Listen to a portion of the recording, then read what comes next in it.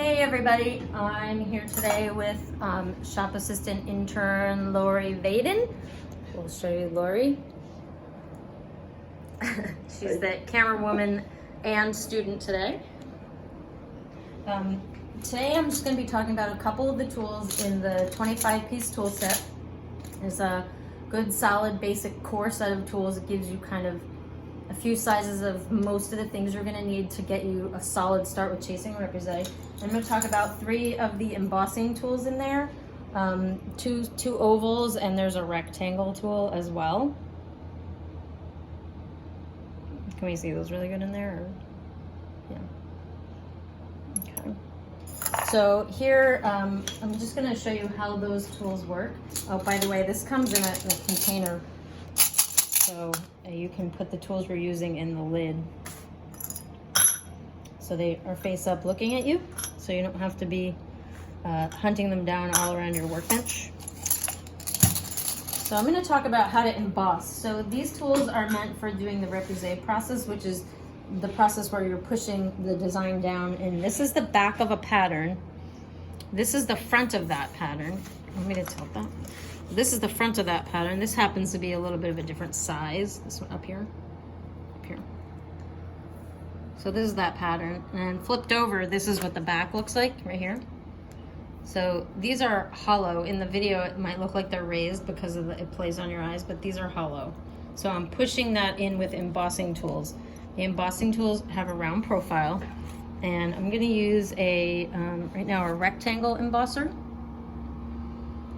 You might be able to just do this, like there you go. I'm going to use this tool to press down into the metal.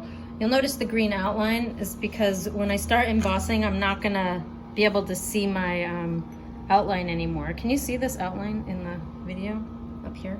Mm-hmm. Yeah, see that faint outline where the chasing telegraphs through to the back of the metal? When you start doing your embossing, you'll press that out. So I start with this outline over here just so I don't lose my place. So you use a slightly heavy hammer, not massively heavy, but you know, something with a little weight to it. And you can even slightly warm your pitch. I would start with annealed metal. The thicker the metal, you know, the more important it is that it's annealed well.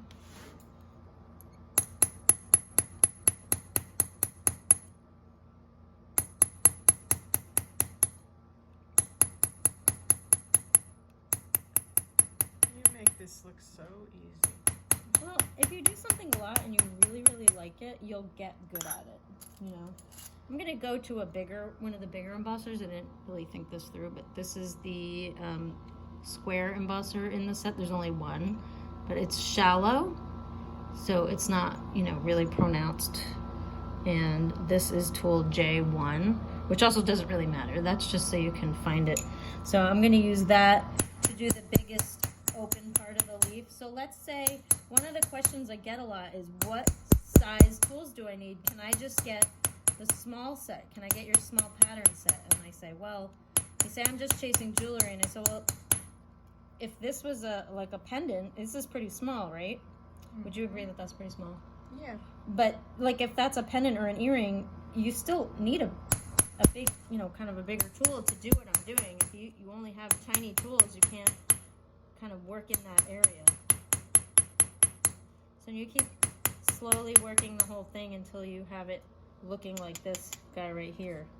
The berries, I would use a small round or a small oval. In this case, this tool in my hand fits really well.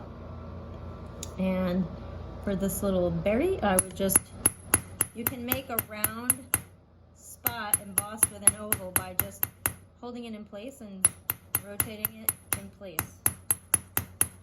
You can also do it with a square, doesn't matter. So you see it's making a round spot, but it is an oval tool.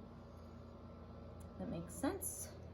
And you know, the same thing, you just progress around your pattern with the tools that fit in the spaces you're trying to do. So now Laurie's gonna have a try at it. Well, Liza, would you just demonstrate real quick how to hold the tool? That's a really good question. So a lot of people will start out like this, thinking that's kind of the most intuitive. But what that does is it kind of forces you to pinch here, and that hurts here. You also don't have a lot of control over this if you don't hit straight. So the proper way to hold a chasing tool is to spread your fingers out like this. Your ring finger goes to the bottom and also goes to the metal, because that's your steering wheel. That's gonna allow you to do this, right? If you do this, the only way to move is by moving by from your shoulder, right? And the tool will bounce around and you won't have control. So you want to be like this with your ring finger down on the metal and the other fingers spread out. So this is a really good thing to memorize. Right there, that's about what, and this sometimes will, this finger will sometimes stick out a little bit, and that's okay, but you want everything spread out like this, laying across your fingers.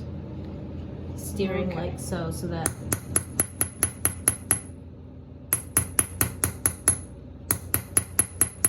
So you steer with your fingers and not with your whole arm. Right. Okay. Right. When I first started, I held the tool so tight.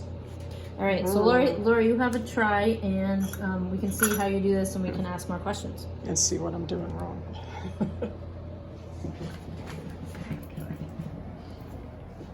Okay, so let's see. Let me get my seat. So you can start on that one if you want. Okay, so I'm going to start with this one here. Actually.